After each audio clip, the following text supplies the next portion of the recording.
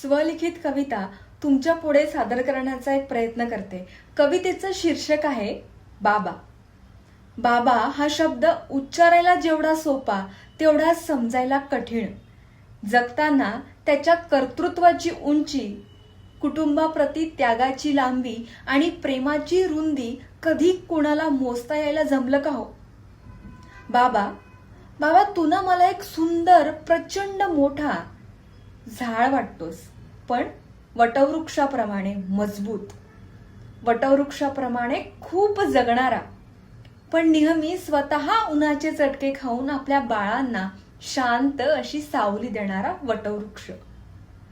बाबा, बाबा तू ना मला एक मंद सुगंध निस्वार्थपणे दरवळणारा मोगरा वाटतोस. कदाचित त्याला बहरणं आणि फुलणं इतकंच माहीत असेल, नाही?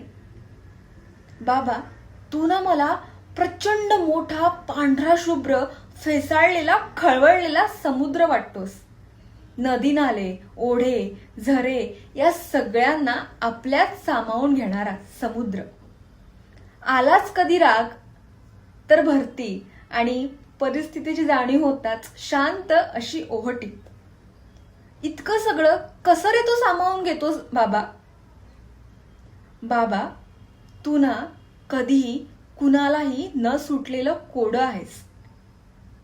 जिथं सगळं पणाला लावूनही हरल्याची जाणीव होताच मनातून एक बुलंद असा आवाज येतो. तो आवाज म्हणजे बाबा.